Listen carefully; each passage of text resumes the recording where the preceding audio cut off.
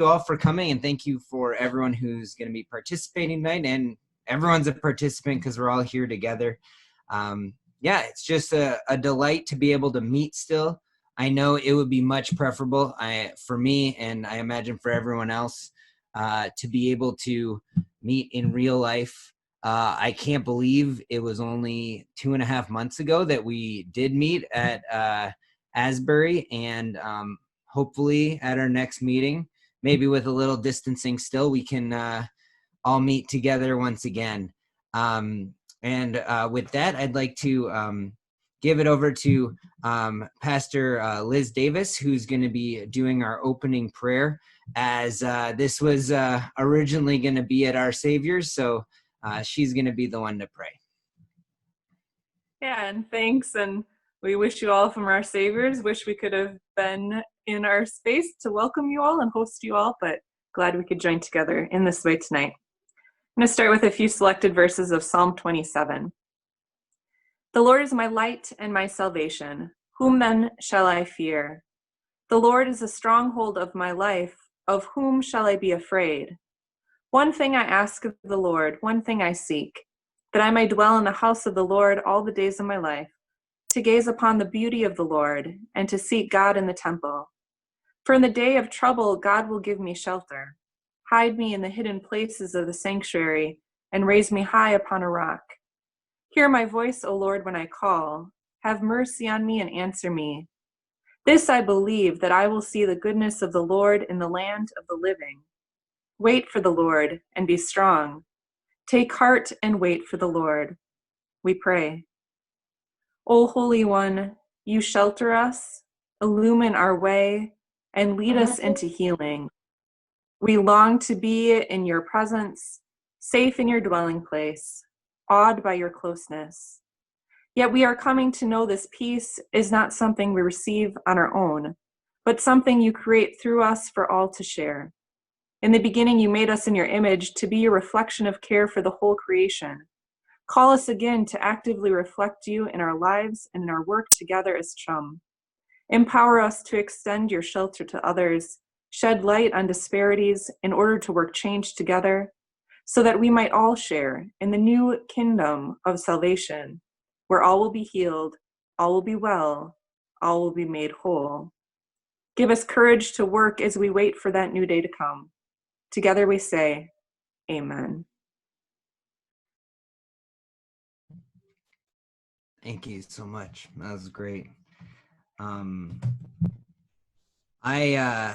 have also picked out a psalm. I was wrestling which psalm to do, if one for hard times, and but I picked one of my favorite ones that I think really shows the position and the weight of being a human that God has given us. And it's Psalm 8, and it says this: Lord, our Lord, how majestic is your name in all the earth. You have set your glory in the heavens. Through the praise of children and infants, you have established a stronghold against your enemies, to silence the foe and the avenger. When I consider your heavens, the work of your fingers, the moon and the stars, which you have set in place, what is mankind that you are mindful of them? Human beings that you take care of them. You have made them a little lower than the angels, and crowned them with glory and honor. You made them rulers over the works of your hands. You put everything under their feet, all flocks and herds, and the animals of the wild, the birds in the sky, and the fish in the sea, all that swim the paths of the sea. Lord, our Lord, how majestic is your name in all the earth. The word of the Lord.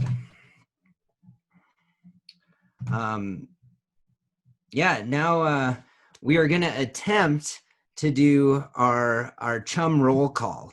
And Patrice, as the board president, is going to do the roll call. And there is a high chance that we're going to miss someone. We're doing our best to try to communicate and get everyone. If we miss your congregation, please just unmute and say it whenever she asks at the end. But I think we've been, well, we'll see. So Patrice, if you would like to begin. All right, did I unmute? Yes, I did. Okay. Benedictine Sisters of St. Scholastica Monastery. Scholastica. We're here. Say here.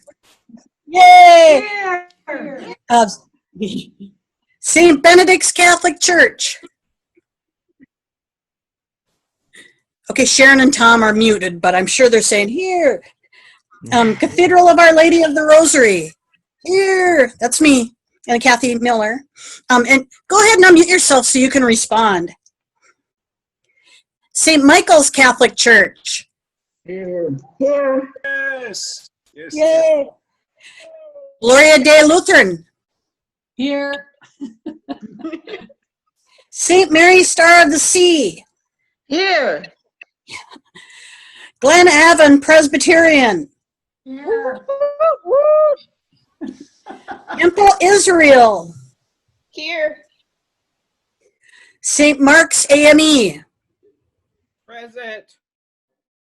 St. Paul's Episcopal. Here. Our Savior's Lutheran. Here. Here. Here. All right. Duluth Superior Friends. We are going to break tradition of being silent and actually say, we're here. First Lutheran. Here. Here. Here. Grace Lutheran. Here. Peace United Church of Christ. Here. Here. Salem Lutheran. Unitarian Universalist Congregation of Duluth. Here. Here. So that takes us through the alphabet. Forgive us if we've forgotten you, but do shout out and let us know you're here. Trinity Lutheran. Okay, I heard Trinity Lutheran. Who else? Pilgrim Congregational. Pilgrim. Trinity Episcopal? Yes. Great. Anyone else? Well, thank you all. I'll turn her back over to Ben.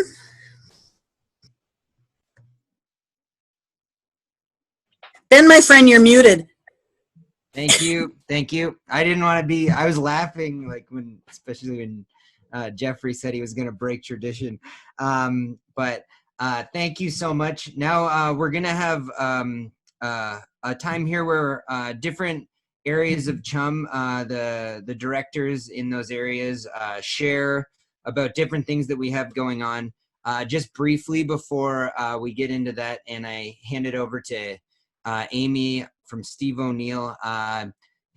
Some of the advocacy work that we've been doing, the bonding bill did not go through that would have given some of the shelter and housing dollars, but they're already talking about how they're going to open up a special session because of COVID. And I was talking to Matt Trainer today from Minnesota Coalition for the Homeless, and he said because of some of the negotiating that's going on, it might actually end up being the best case scenario. So stay posted, and once that session starts up, we'll be sending out a ton of ways that you can participate in advocating for some of that stuff. And now, Amy, if you would take it away.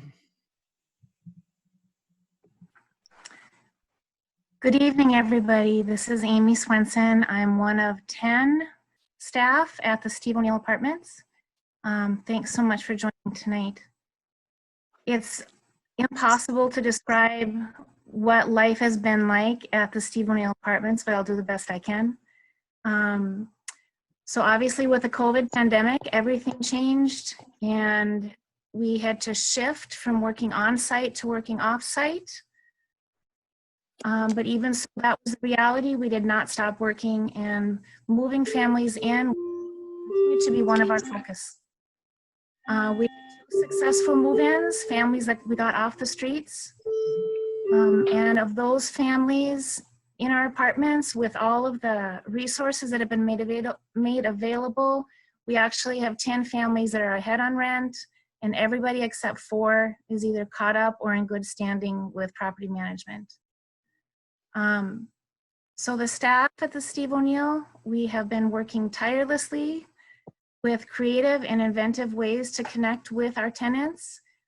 One of the ways that we've been doing remote contact with our tenants every day is calling them. So each staff person took a quantity of households, they considered them their families, and they called them every single day. The children programming reached out through social media and different means that way, through YouTube and Flipgrid, focusing on opportunities to zero in on social and emotional well-being during this time of isolation. And again, just the connections that we made with our families every single day really made a difference. We had, if you can go back one slide, please, still. We had a needs and resiliency assessments sheet that we did daily. And here you can see the food distribution that would go out. And so we would ask our families, what are you needing?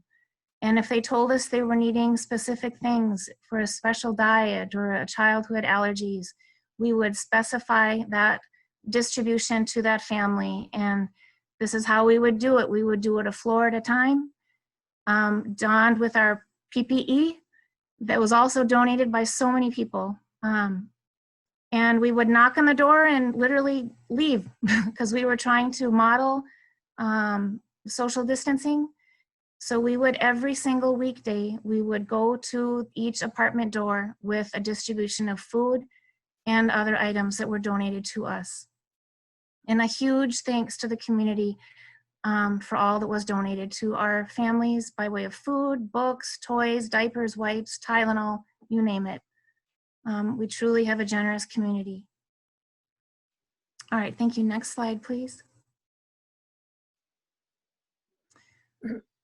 It was really hard for us to be off site and not seeing our families that we missed so dearly. And so one day we decided that we would all meet at the Damiano Center. There were 11 of us, 11 cars got all decorated. And we held up traffic on 4th Street for quite a while, but everybody was really generous and accepting of this. And we got to tell our tenants that we loved so much that we missed them and that we're still here to support them. And we really wanted to see them. So that was our parade that we did. Next slide, please.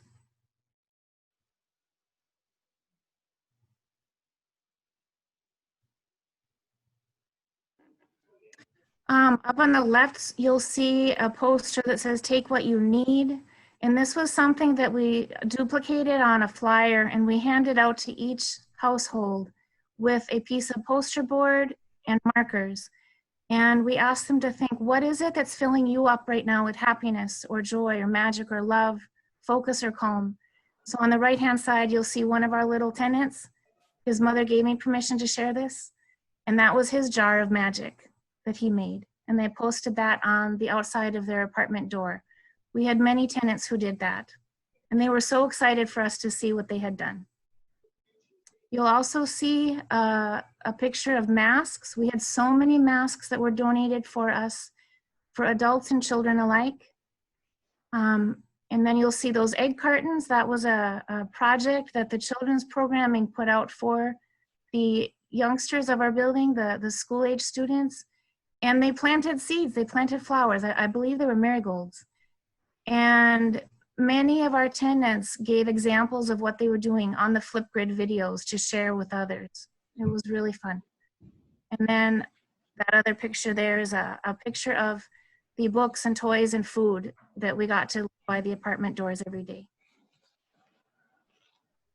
So if I can sum up our pandemic in 3 words, I would say support. Support from the community far and wide. Resiliency of our staff and of our tenants. Staying strong in the face of even more isolation. And teamwork. Teamwork from within with the Steve O'Neill staff, teamwork from Chum as a whole, and teamwork from local, state, and national participants who we're all supporting each other, as nobody's ever gone through this before, and we're all learning every day how things can change to make things better. So it's truly an honor to be a part of Chum and to see all that is happening in our community during this time. Thank you.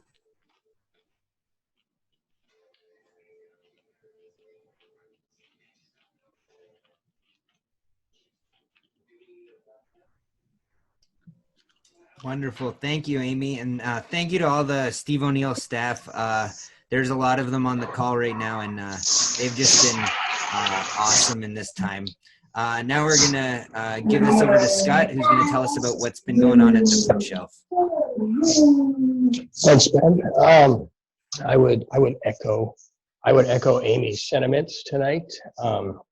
The outpouring of support and love towards all Chum programs, especially Steve O'Neill, and the food shelf has been nothing but amazing. When you think people are struggling to find food at grocery stores, anything from dry goods to meat to dairy, with plants shutting down and all of that sort of stuff, somehow, some way, people have continued to give of their time, to give of their money, and to give a lot of food. Every day we're getting more and more. It's simply amazing to see and fun to see as much stuff coming through the door as it does. Today in particular, we received 612 boxes of cereal from Super One, and roughly 120 pounds of potato chips from Old Dutch out of St. Paul, Minnesota. Literally drove a truck up to Duluth from their manufacturing plant to drop off chips. But I mean, on top of that, it's the Girl Scouts and the Boy Scouts, and just a whole bunch of people that are really come in to lend a hand and help what we're doing. And on top of the donations, the volunteering, even though people are afraid and people are all of that sort of stuff, they still manage to come in. We have volunteers coming in 5 days a week, working 2 to 4 hour shifts, making sure we do what we do, and we do it well. The hardest part for us is we have prided ourselves on a model where our clients get to pick the food that they want. But with the pandemic and social distancing, we've had to sort of do a 180 and go back in time about 20 years, where we would give away pre-packed boxes to clients, and that's the only way we can do it safely. So the food shelf, since the pandemic has started, has distributed 855 complete boxes of food, each box weighing anywhere between 50 and 72 pounds each. We've served 1,928 people and given away 42,021 pounds of food. But the amazing part is the 54,000, almost 55,000 pounds of food that have come through our doors in the past 8 or 9 weeks, which is absolutely phenomenal. So operations as far going forward is we'll continue to practice the box thing. We're relying on Feeding America's direction, as well as Second Harvest Northland's direction, on when we will begin to do the client choice model again. I'm not sure when that will happen, especially if there's a resurgence here in the fall. But we're good on boxes, and we'll just keep pumping them out as fast as we can. As far as other locations, there's been some conversations, and I'm having another conversation with Our Saviors tomorrow about expanding out west again. We've been closed out west since the pandemic started, simply due to volunteer issues and Our Saviors Lutheran being shut down and practicing protocol and all of that sort of thing. So we'll continue to work with them and see if and when we can open up out there. More than likely it might be July. when things sort of settle down a little bit, but we never know. So right now, the only food shelf operating for Chum is the one downtown. We continue to stress to people that we're open Wednesdays and Fridays, beginning at 10, and we distribute the boxes out the side door in the alley there. As far as future donations, since you've already given so much, of course, we're going to continue to ask for more because we'll continue to need more. I would tell you right now, the best thing for anybody to donate to the food shelf is money. Food is good if you have it on hand and you know you're not going to use it, but money is going to be the utmost important for us down the road because of the shortages in manufacturing and processing plants being shut down. Certain lead times for certain items of food are stretched out right now until August or September, the earliest for delivery. So the goal would be to have that cash on hand. So when stuff like rice does come available, rice is something that has been extremely hard to find. Recently, the only location I could find rice in the entire country was in Arkansas, but at a cost of a little under $3,000. It just wasn't manageable or doable for us. So we go without rice. But those sort of things, they just pop up on a daily basis on sort of a radar screen. They're little blips that one day somebody finds rice or one day somebody finds soup. It'd be nice to have that sort of cushion in our bank account that when it does pop in, I don't have to sort of think. I can just hit click and order, and we'll get that food in as quickly as we can. The other thing is, and Jeffrey, who's on the call tonight too, will tell you, reach out to your farmers, reach out to your connections in the community. Obviously, we're going to start getting into the produce season and the growing season, and the boxes do contain non-perishables, but there's been an uptick in fresh produce that's coming through the food shelf, and clients that are coming are extremely excited to see fresh potatoes, fresh onions, fresh apples, fresh pears. We got a bunch of avocados today. So reach out to your connections. Jeffrey reached out to a friend of his and purchased some beef for us because beef has been a hard one to try to find as of late. And somebody else has reached out and purchased 500 pigs for us from southern Minnesota that are currently being processed up at NERC. So it's all about connections. It's all about being in contact with those that you know. So reach out, see what you can do, see what they have laying around, spread the word, and just get those donations coming through our door because we will need it when the crush of benefits might end. Could be end of July with extra weekly unemployment benefits. It could be August for the extra 40% bump in SNAP money that people are receiving right now. It will become a desperate need for people to get back and get that food that they're not able to afford anymore. So bring us money, lots of money, so we can do our thing. You've also probably all noticed that we're currently asking for money for a used truck that we can purchase. Some of the food that we've been getting, like the potato chips or the cereal, tend to be coming in large loads, and we don't like to turn anything away. But when you're picking up 51 cases of cereal, it becomes incredibly difficult to do it out of the back of a Subaru Outback or a small truck. So we're looking to purchase a bigger truck so our staff and our volunteers aren't having to make 4 or 5, even 12 trips at a shot to pick up a donation for us. It's just it's a time saver, and it's an energy saver and all of that. So before I sign off, I'll just say thank you again to everybody that really has stepped up and continued, like Amy said, to keep our programs running and keep them running strong.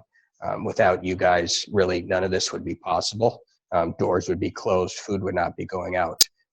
So you guys should all be commended for what you're doing and for keeping us running, moving, going down the track. So thank you all very much. I'll turn it over back to Ben. Thank you, Scott. And yeah, that's I can see how the truck will be a great addition to the team eventually. And a huge thanks to Scott and all of the people at the food shelf. They've been churning food out. I wish I had a picture of how many boxes they're standing up. It is wild, the number of boxes that are ready or getting ready to be readied. So yeah, it's been really impressive. Now I'd like to give it over to Kim, who is going to tell us about what's going on at the shelter and the drop-in. Hi. In December, we started opening 24 hours. We called it Warming Center. So people could come into the drop-in center all night long. And that changed the makeup of our shelter and the numbers that we served. And so where in the past, we generally served about 350 to 425 at the max people every quarter. In the first quarter of this year, we served 652 people. And that was 11 families, most of those at family shelter. And it's been a growing process, a learning process. We're learning what works and what doesn't work. I think next year's warming center will be fine-tuned and more healthy, more manageable, and we're learning as we go. And then with the COVID, which hit in March, we closed our doors to the street. In essence, we don't allow anyone in who isn't homeless, who is housed downtown, because in the past we've generally been a community center. So people who used to live in the shelter always felt free to stop by and have coffee and visit with the friends that they made, or ask for help, meet with Pat or meet with Deb, or come and get a pair of socks or a toothbrush. We've discouraged that now. We're trying to limit the foot traffic through the building. And where we were serving about 100 and 120 people a night in the shelter in the warming center, and then in the morning we found ourselves overwhelmed with the volume of people. We started moving some of the more vulnerable and older people into a hotel, the Duluth Inn. Ben visits with them every day, and almost every day, and they bring food over there every day, and that has helped both to keep them out of harm's way and to bring down our numbers. And another thing is that Lee has been working really hard on, she's planning for the future. We're hoping to receive a certain kind of funding from the state that requires that we provide 3 meals a day to the shelter residents. And so she's been experimenting with different food providers in the community. Can you provide a meal for $7? And so we've been eating Duluth Grill, we've been eating the Co-op, we've been getting food from Damiano. And also churches have been bringing us bag lunches, bag breakfasts. We are swimming in food. Yes, we are swimming in food. Today was Taco Tuesday at Chum. That's, I think, our favorite meal. And it's been wonderful. The amount of food, the amount of help from the community. We have received, I think, at least 1,000 masks. And we go around every day and encourage people to take a mask. A lot of our folks still kind of believe that the COVID virus is a myth, and they're not going to do anything about it. Social distancing is not something that they do well. So we're encouraging them to come in and, stay outside. A lot of people got tents and sleeping bags from Deb and Joel from Loaves and Fishes. I think at least 75, it's probably more by now, and are living out and hopefully less dense and less dangerous in terms of the virus.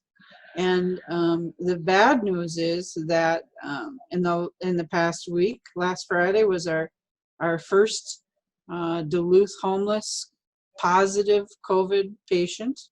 Lee has been working with him in the Radisson. And then now today, another one, 2. And I have to admit that those are overwhelming happenings for us. It consumes our whole day.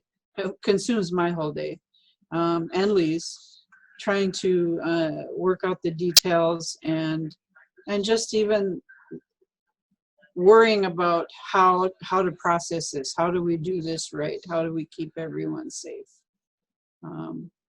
Loaves and Fishes and Deb, our Deb, had a pretty close contact with a positive person this week.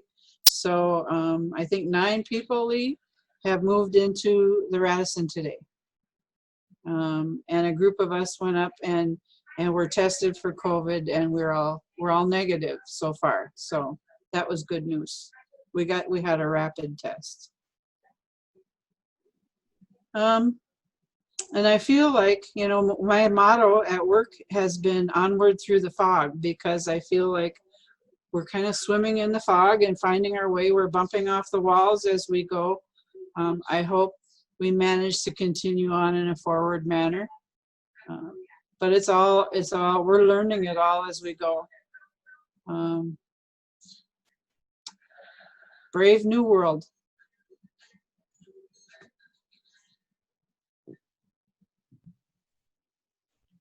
Thanks for sharing, Kim. Yeah, it's scary knowing that there's some people with positives, and like Kim said, this is the first time that I've got to do a lot of more support service, and it's been challenging, and so and a delight, but also challenging. So I have a even greater respect for all of the shelter staff than I did before this all started. So yeah, thank you, Kim, and thank you who's been working hard at the shelter, and yeah, doing awesome work. Now, Lee, if you would take it away.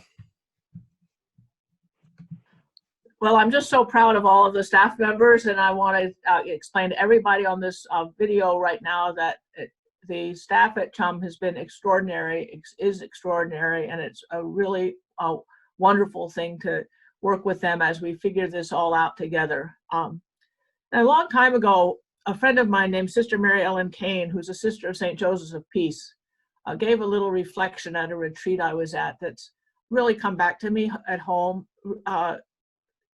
during this time. And she made a comparison between Isaiah's city of chaos in chapter 24, where the verse goes, "The city of chaos is broken down. Every house is shut up so that none may enter. There's an outcry in the streets. All joy turns to gloom. The gaiety of the earth is banished. Desolation is left in the city, and the gate is battered to ruins." So she contrasts city of chaos, what's going on in city of chaos, and a vision of the city of firm purpose, which was a few chapters later in Isaiah 26. We have a strong city, the Lord's deliverance, like walls and a rampart, make it secure. Open the gates so a righteous nation can enter, one that remains trustworthy. So I've been thinking a lot of these two cities during the pandemic, and in the face of what feels like not just a city of chaos, but a world of chaos, I really want you to know that you live in a strong, strong city. I want you to know that the city and the county have been righteous and trustworthy and dignified and generous, and they've taken extraordinary steps to make sure that the most vulnerable among us are safe.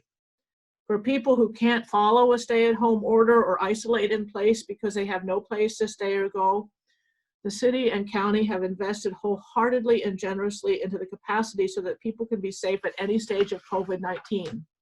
And along with the city and the county, our two healthcare systems have responded to every request we've made to adjust testing protocols, to create workarounds in their own faulty systems so that people who are experiencing homelessness are put at the very top of their priorities. Kim says it takes us all day to make them do that, and that's correct. But that they're willing to adapt in that is tremendous. It's extraordinary. And what it feels like all of a sudden, in the face of the pandemic, the state and civil institutions have rallied for the poor first.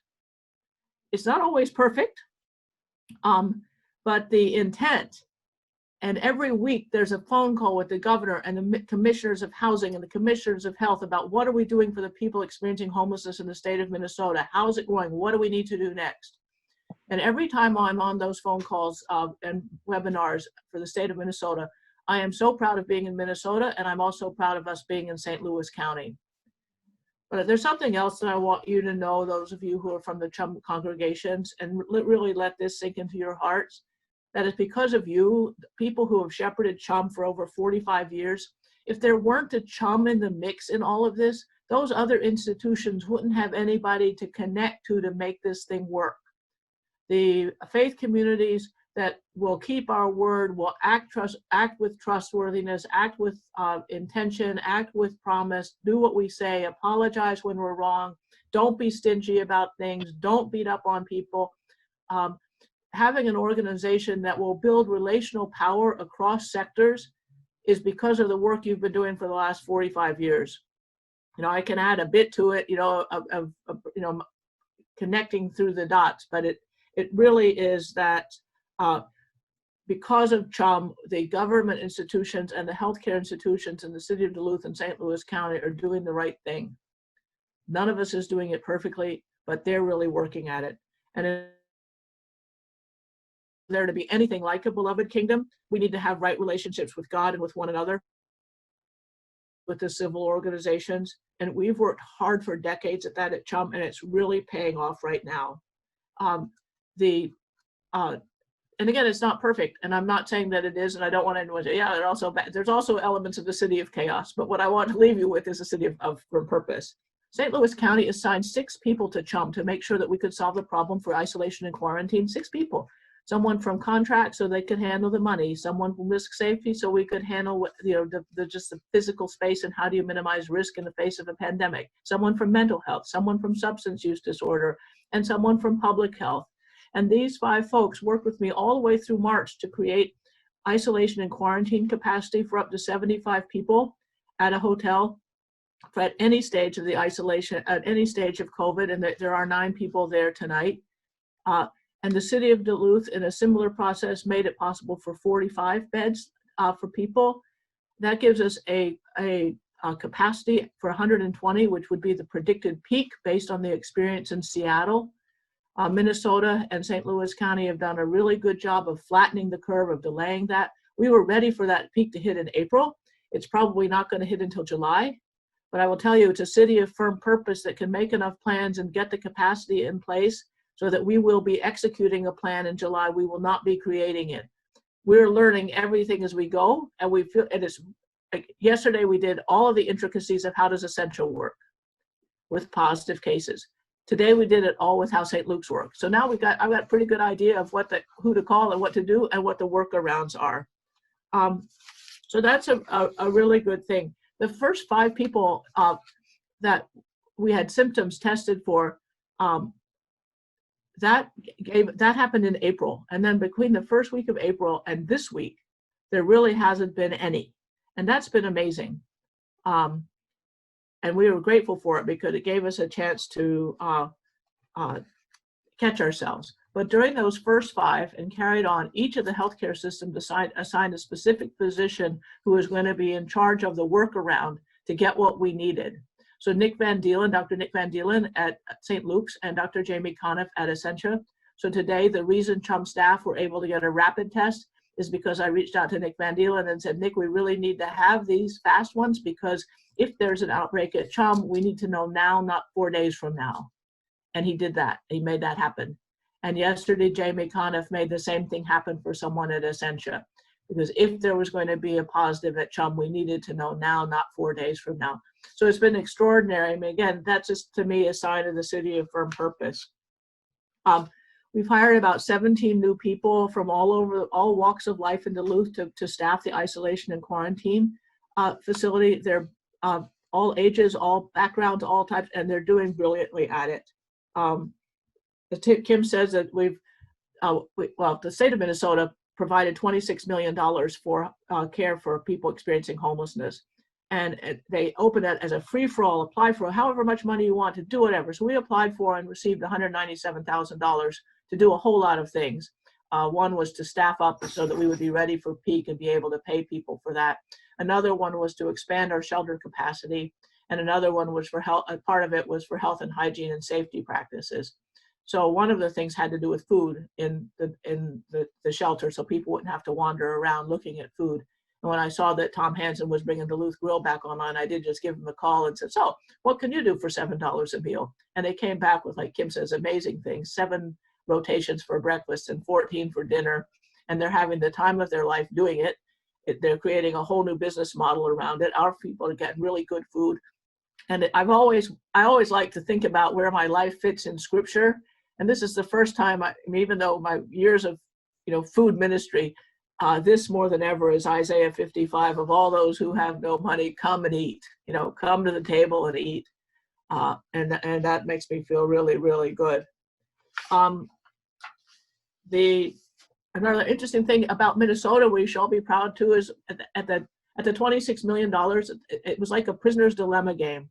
The question was, should we all apply for the maximum, like hog it, to get as much as we can for our own organization, even though we knew we could apply later if we needed it? Or should we just do what we needed now and conserve the resource for the peak that had not yet come? So I'm generally one of the collaborators in the prisoner's dilemma. That might not surprise anybody on this call. So I thought I will ask for just what I need for the first 4 to 6 weeks of this pandemic. So for April through mid-April through May, end of May. And I felt righteous about that, maybe a little self-righteous about that. But I learned a couple of days ago that the entire state of Minnesota did that. We have only used 1/3 of that allocation in the homeless community. Everybody made the decision not to be a pig, not to hog it, but to use what we need and leave more for others. So I think that's a tremendous, I'm just deeply moved by that. You've heard a little bit how we've adjusted our programs. I have to say with Kim, like every day brings something new. There is certainly an element of chaos in it all. But we're going to remain an organization of firm purpose, and we're going to live in a city of firm purpose and call the city to be a city of firm purpose. We're going to call the county to continue being a county of firm purpose, and we're going to call the state to be a state of firm purpose, because we don't need a city of chaos in a time like this. The pandemic is causing enough chaos, and what we need to do is really deepen our roots and commit to being a city of people of firm purpose. And so thank you for your great support that makes that possible. If you have any questions, let me know. But the overwhelming message from me is that although we are facing some difficult times ahead, we're prepared for them. We're going to learn from them. We've got partners in the areas. We're going to forgive one another as we make mistakes. We're going to make the mistakes. We're going to save lives. And we're going to treat people who've been treated horribly most of their adult lives as if they were really children of God. And that makes me feel really, really good. So thank you very much.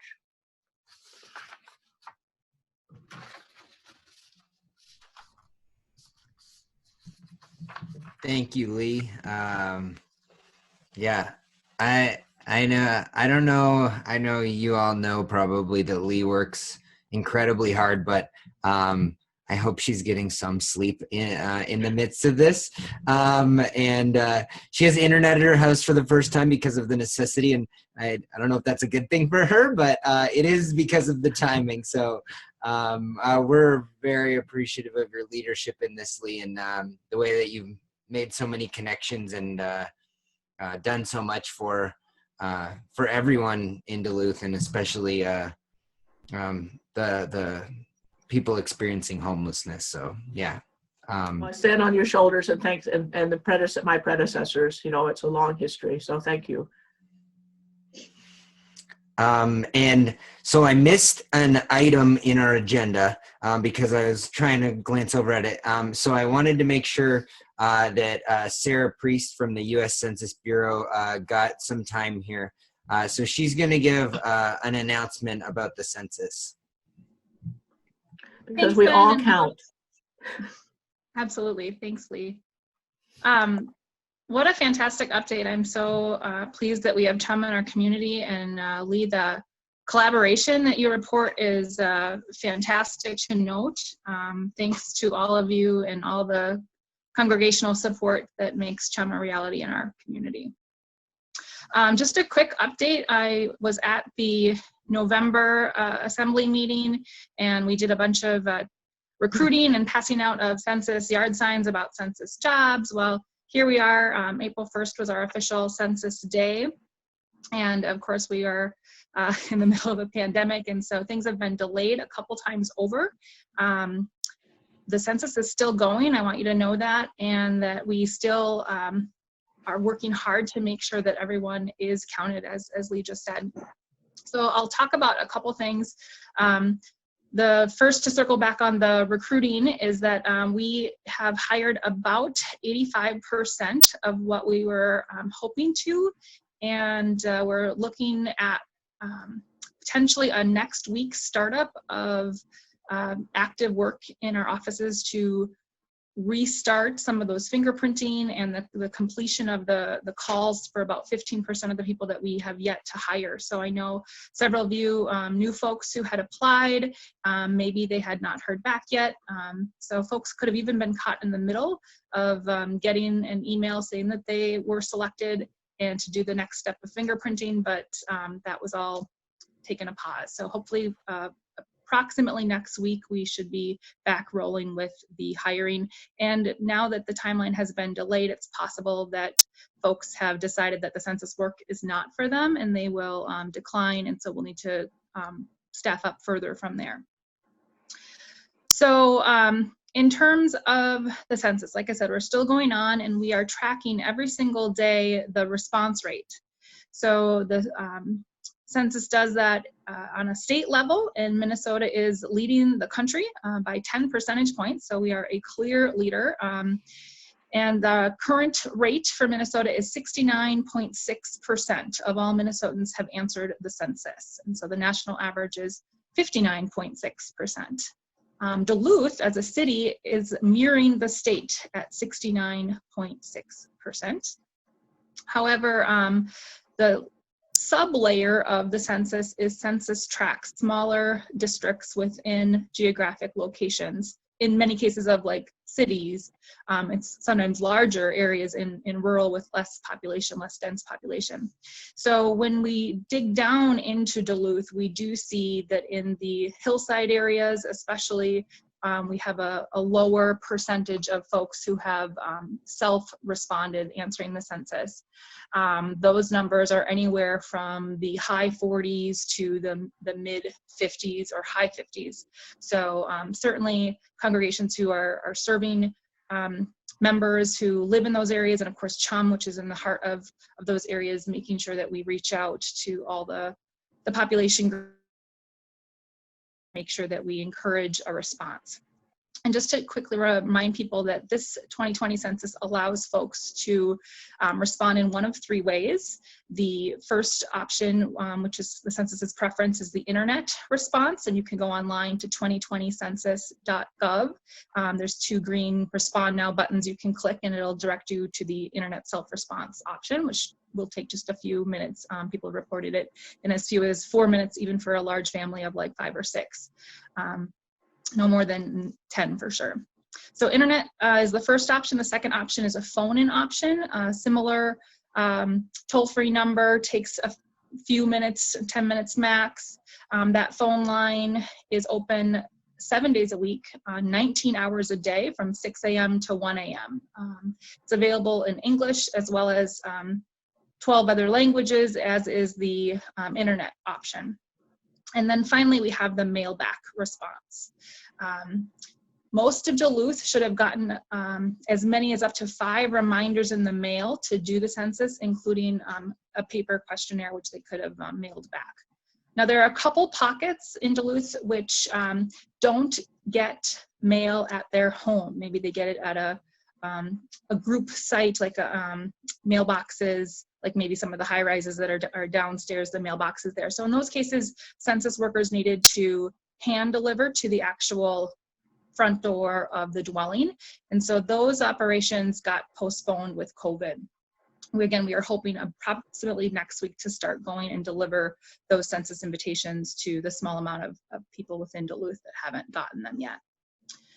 A couple other notes.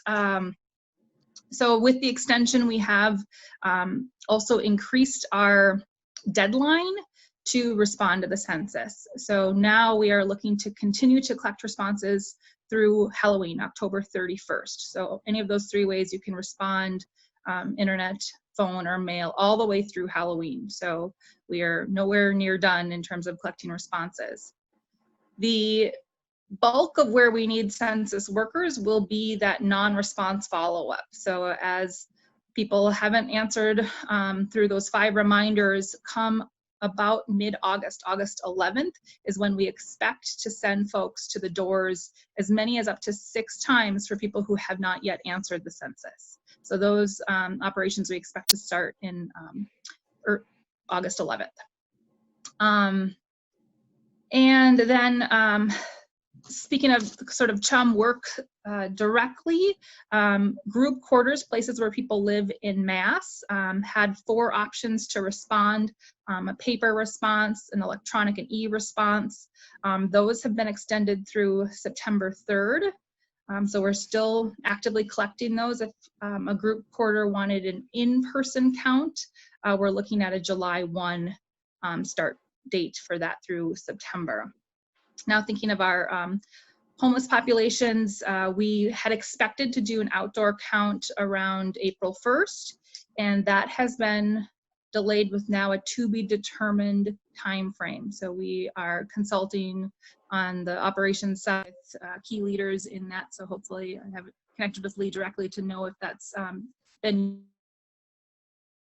should be used. So I'll pass the word. And that's the same with the service-based enumeration, like the food shelf, not food shelf, soup kitchens and shelters, that was a service-based enumeration taking place over 3 days, March 30th through April 3rd. That is still also under further review as to when best to kick that off. So counting every single person is of vital importance to the census, and we are committed to that. Last thing I'll note is counting college students is also a very kind of tricky thing with COVID, and so Duluth being home to some universities that host a lot of students, with them shutting down, folks have probably gone home to where parents are or others. And so to count college students correctly, we do want them counted where they spend most of their time, which would be at the college, living at the dorm, in which case that falls under the group quarters, and the college should be counting those students. But if they live at an apartment and they left that apartment to go back home to parents, they should count themselves at that apartment here in Duluth. So there's a couple wonderful resources on our website about counting college students, about our timeline that's been extended, and about our response rates, again, which we're tracking every single day. So I encourage you to reach out to me to ask any questions, whether that's if there's time here, or my email, sarah.m.priest@2020census.gov. And just the fastest reminder as to why to do the census in the time of COVID, certainly emergency services, disaster planning, all of that relies on accurate data about our population. So if you haven't done it yourself, please get the census done and encourage all of those around you to complete it. So thank you for this time. I really appreciate it. Thank you for your partnership. Thank you, Sarah. And yeah, everybody do your census and remind your friends too. It's important that we get the count in. quickly before we transition to the congregational sharing and I give it over to Molly, Deb Holman is going to give a brief update on some of the street outreach efforts that have been made during this time too. Oh, I was on mute. I'm trying to get on video, but it's not working, so.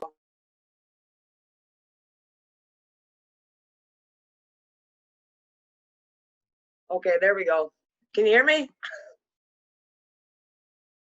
So I think, yeah, as Kim said, I mean, I don't see the pretty side of people living in like Steve O'Neill or, I think, I see we've given out over 95 tents this year and still have another 20 to 25 people on the waiting list.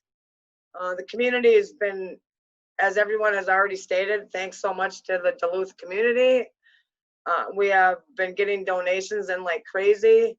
I even had a call from B&B in Cloquet today that wants to reach out and do some like lunch bags for folks that are outside. I think that like especially out west where people are camping, I certainly don't know where everyone is. If you hear that, it's not true. So we still continue to want people to be looking for folks if they're out on the trails or just to call in a tip so we can look. The police have been pretty good this year about not moving people out of encampments and working closely with outreach and just to kind of keep people sheltered in place. Some of the stuff I'm doing is just making sure people have face masks, make sure they have education on COVID, talking about symptoms, passing out hand sanitizer. That's one of the foster dogs in the background, sorry. Working really closely with the needle exchange as well too. One of the things that we are seeing is a rise in overdoses. And so making sure that people have access to Narcan that are living out in camps. I'm seeing a lot of people are sleeping singly in tents. However, some of them are doubled up. So they would mostly more be couples, I suppose, but I think it's rough times for them. They don't have as much access to food, especially out west. So thanks so much to Pastor Kathy for the Super One gift cards. They were really helpful to be passing out. People enjoyed those. Trying to get water out to camps and things like that. There are a few camps that have had to move because they're on private property, but it seems like MnDOT, the city, and the police department, they're giving us time to do that. The communication is sometimes, with the police are working 5 days on and then 14 off. So some of the communication is getting a little confusing, but they're all working with it. Like everybody's working, in uncharted waters at this time. So I guess that's about it for my update. But I mean, there's a lot of people out there. It's not looking good out there, I'll tell you that. So it's kind of disheartening. That's my part. I don't like to see people outside. Yeah, and thanks for all your hard work, Deb. There is not a person I run into when I'm down at Chum who doesn't know Deb. So it feels like she knows every single person you'll walk by in all of Duluth. Yeah, if anyone here knows anyone with extra tents or sleeping bags, it sounds like Deb could use some. And yeah. And thanks for everything you do, Deb. Now, Molly, if you would give a brief update on your updates.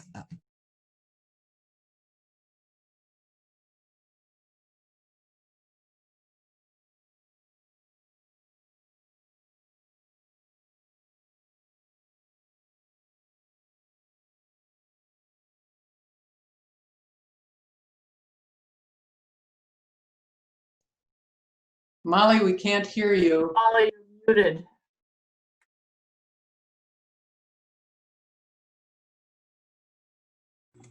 Here, can you hear me now? Yes. Okay, I apologize for that. I was muted because I have two little ones running around in the background right now. Thankfully, they went upstairs. So if they come downstairs, I apologize in advance. As I was saying, some of you have seen our updates.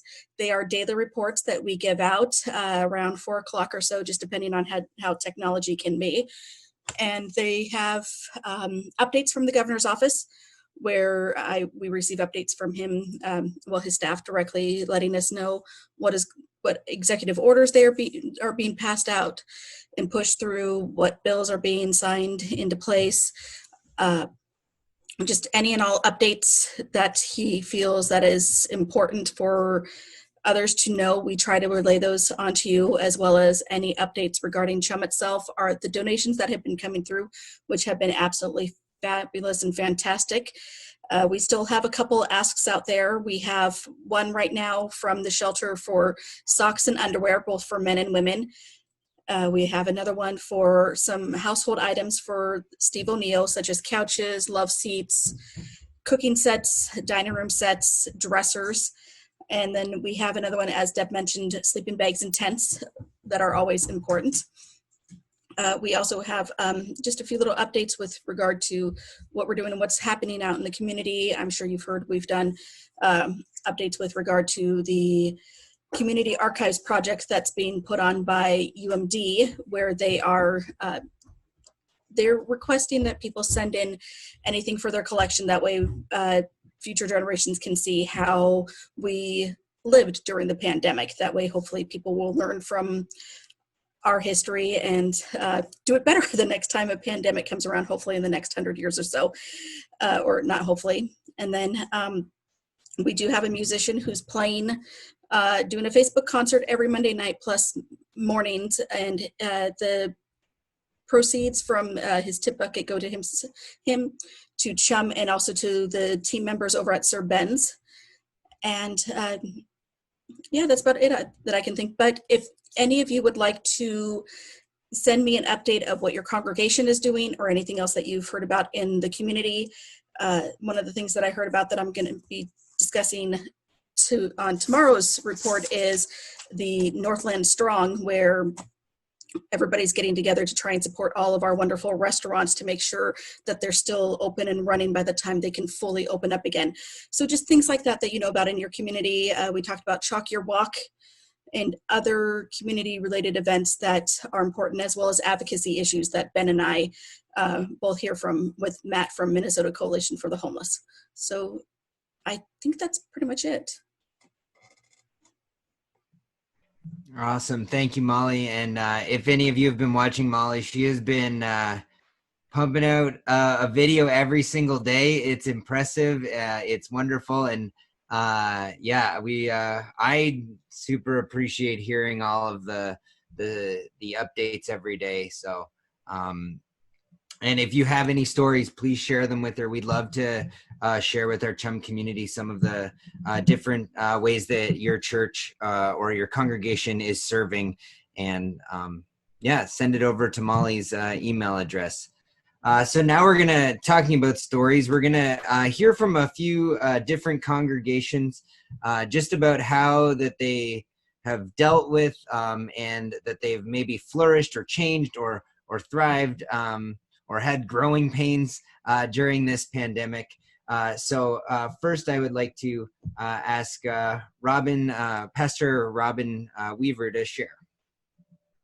Thank you.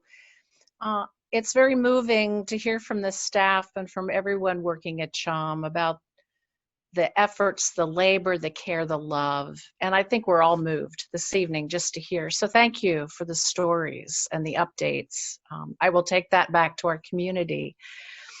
I did one of those things that sometimes rub against the life of a community, because we're about welcoming and about always saying, come and be present, as I did an ash disposition in our memorial garden, and could only have 10 people with face masks, social distancing, as we bid goodbye to a wonderful church member today. And I've got 4 more lined up and 2 more after that.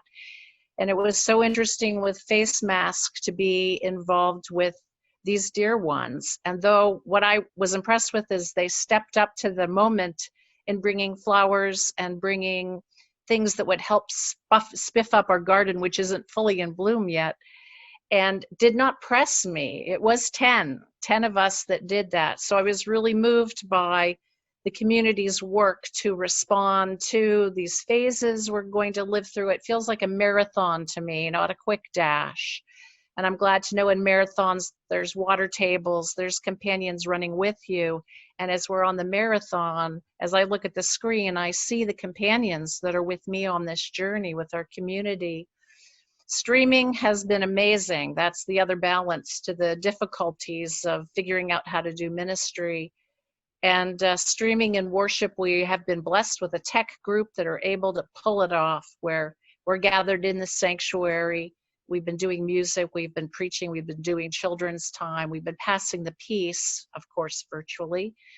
But it's been very moving, and with fellowship afterwards, we've had more and more folks join us for a fellowship hour. And it's at that fellowship hour where people are seeing each other in Zoom that we're finding out, oh, Bill had rotator cuff surgery, or yep, Lois Larson is as alone and isolated as we thought. So what can we do? So in response, I'm seeing people drop off food or run up to the doorstep with a lily and run away really fast and scream, "Hey, Lois, we love you." So the manner in which the community has responded in reaching out, our brown bag lunch, we had 250 sandwiches show up for Chum last Wednesday, more than I knew what to do with. That we figured out a way that with Peace Church, we can continue to provide our breakfasts at Chum that we've been doing for about 18 years. Small groups are starting by Zoom. Bible studies are starting by Zoom. And where we were having a hard time with nominating new people that would come on our teams, we found out from 2 families that because we moved to doing Zoom council meetings, they're now willing, since we've decided to do more than 50% of our council meetings by Zoom. I just found 3 or 4 new people to serve on our teams. So who would figure that would come out of this period of time?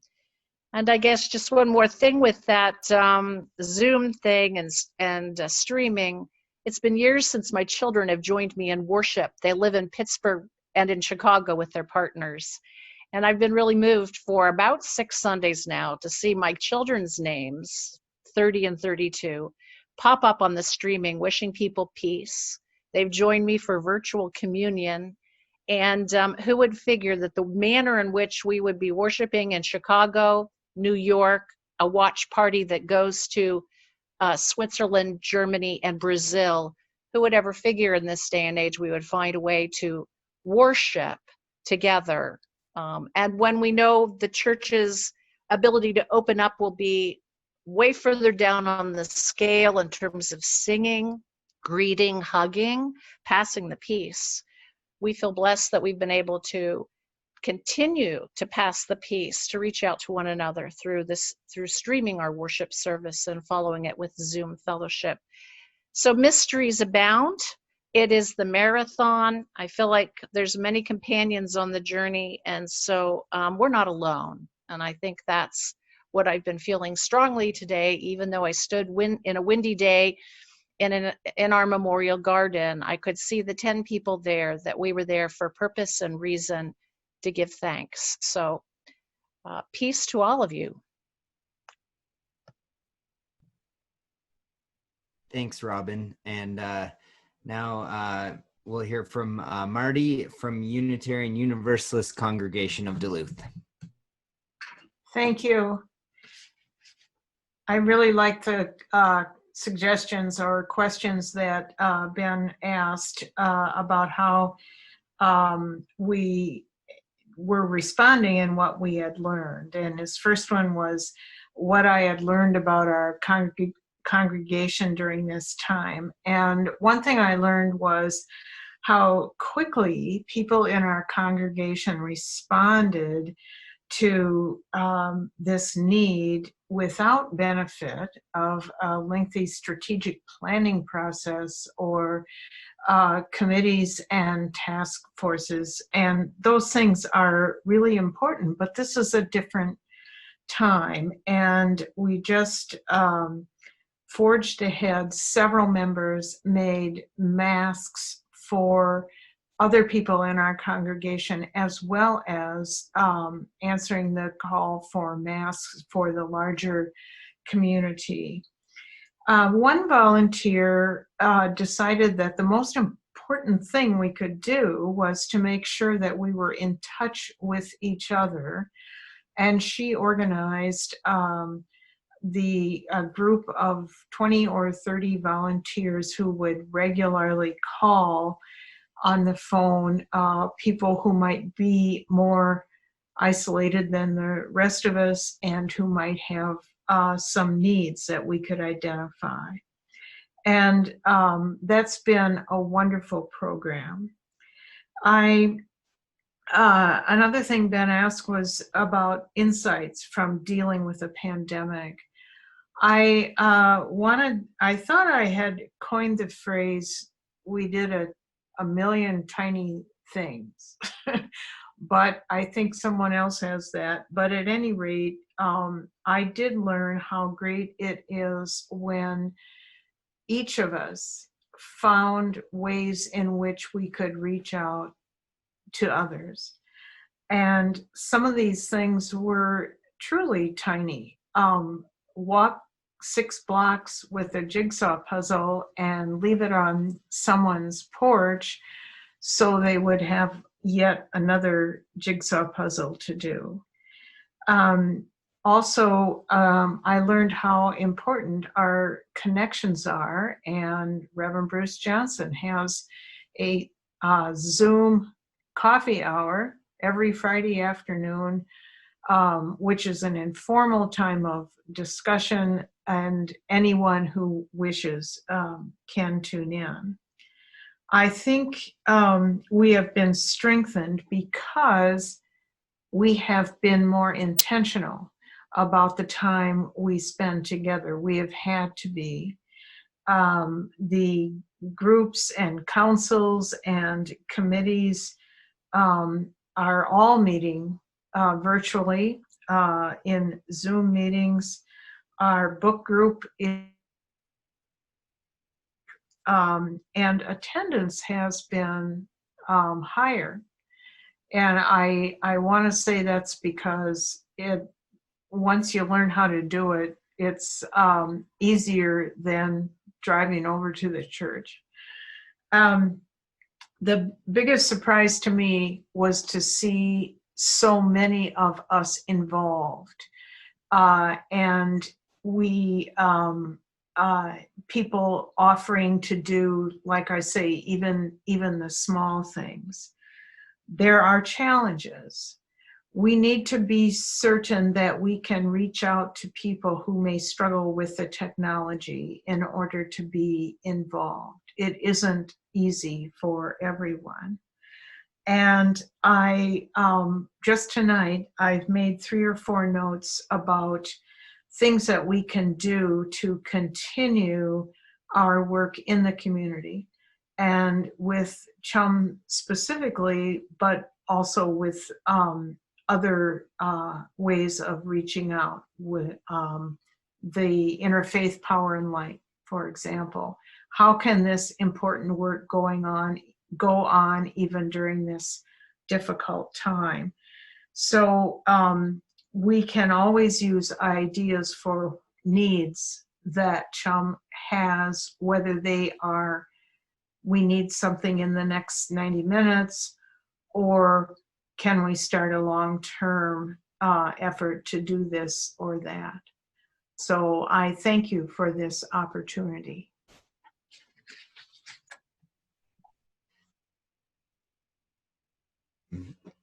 Yeah, Zoom. It's a crazy thing. I'd never even heard the word, I don't think, before like March 12th or something like that. Well, I've heard the word, but not as a video service. Next, Julie from Gloria Day will share. Yeah, thank you, Ben. We too, I just want to echo both of the testimonies that I've heard from 2 previous speakers, thanking you, Chum staff, for the stories. I'm rapidly taking notes. So one of my roles as a delegate is really to share this broadly with our congregation. And so identifying what those needs are, we really appreciate that, and thank you for that. Our congregation too has demonstrated a real quick response when this came, just like that. It was like, how are we going to stay connected? So, you know, basically we said people need to be staying home and not coming into the building. We're participating in worship through a video streaming on our Facebook page, through our website, or on the radio. Gloria Day now has a YouTube channel as well for live streaming. And as much as possible, our staff is coordinating ministry from home. We did start Zoom coffee hours a couple weeks ago and found that that was really appreciated by many people who just needed to see one another, even though we can't hold one another or be close to one another. Much of our ministry is characterized by accompaniment, and we feel grateful for the ways we've been able to do that within our congregation and in the broader community. Our health cabinet and care team members started calling homebound and senior living residents, plus isolated and people living alone, right away. And then our health coordinator instituted an Art for Elders program where families with young children do artwork, and it's mailed to our elder members so they know that it's the body of Christ that holds them and not just family to family connection.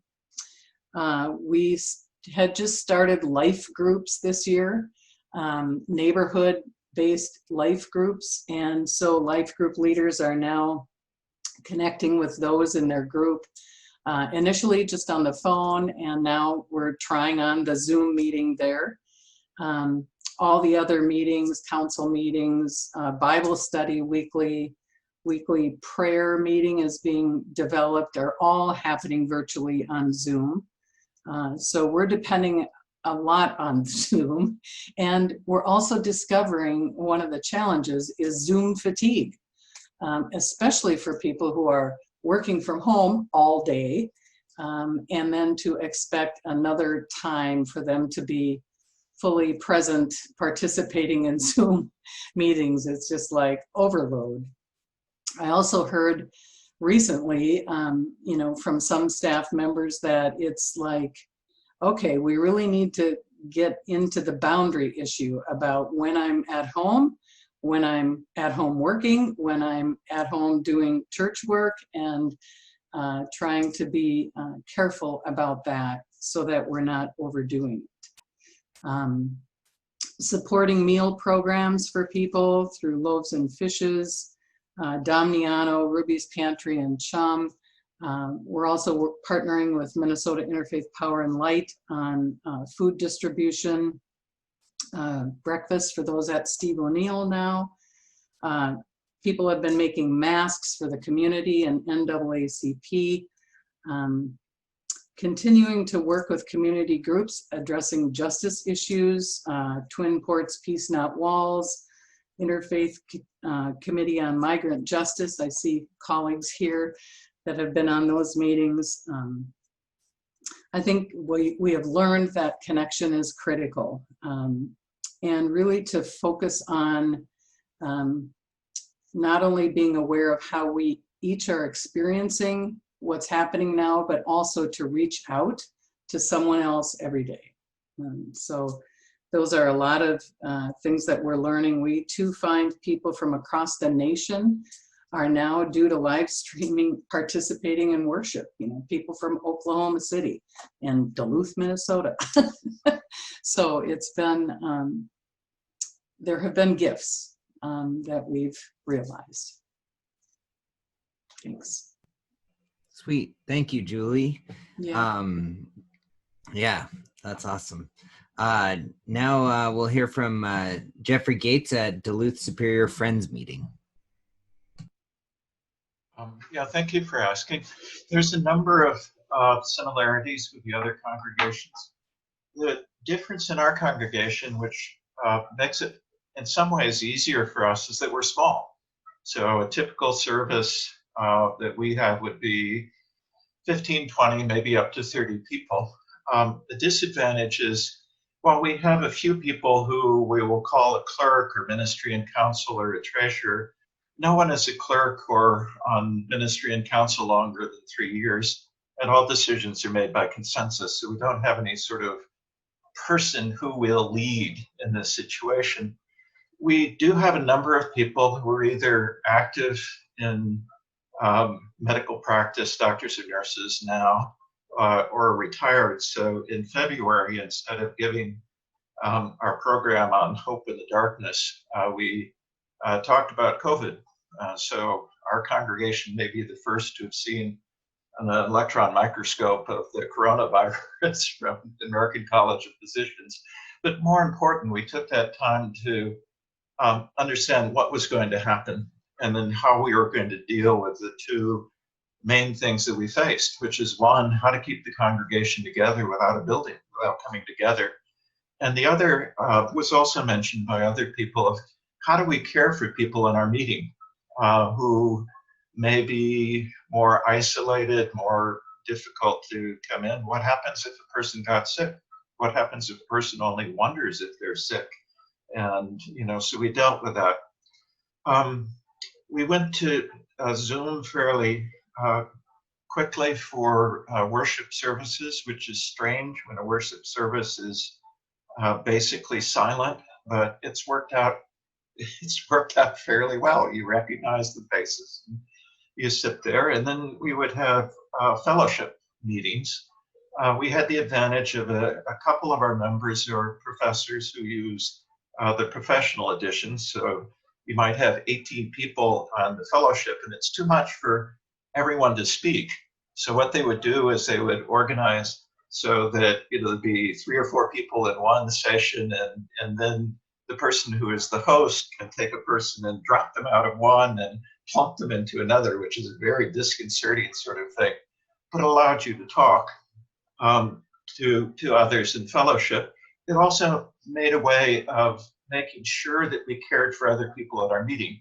So people would ask, well, have you heard anything from a name? And then someone would say, oh, yeah, I called them the other day, or they responded to my email. And if no one had heard from them, then someone who was their particular friend or contact would say, oh, I'll contact them. The meeting has been less. We had one member who is a birthright that very few people are born into Quakers. Most of us are converts that way. But she's a 90-year-old birthright friend and had a birthday. So people drove over and stood socially distanced in the front yard and sang happy birthday without washing hands this time. Because there was no water. I know that's one of the ways of figuring out if you're washing enough. I don't know if they sang happy birthday twice, but they sang it once, and that was well received. I think that's basically what we're doing. We see this as a time of crisis, is that this interaction is not the same as being there in person. But it's heartening that people are making the best of a situation that's not the best.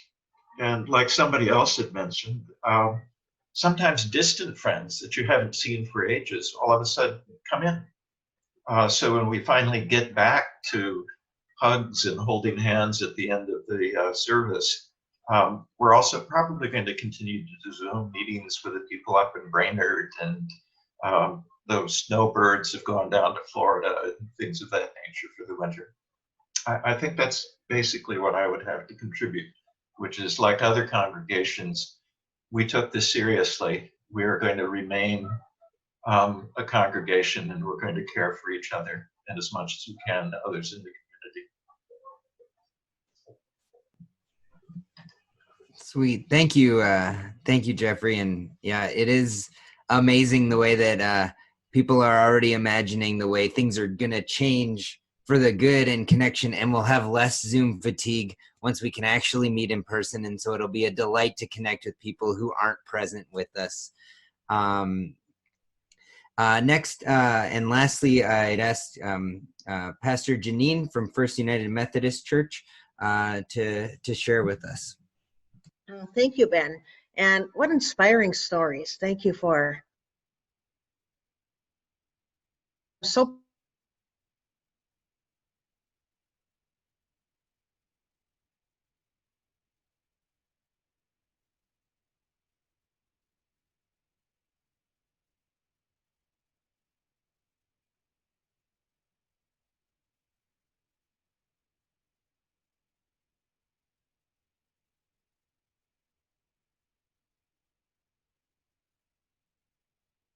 it's outside of the doors of our church.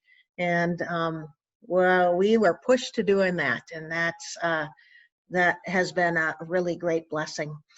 We started off live streaming worship, and we've moved to doing videos, video worship that we premieres 10 a.m. on Sunday.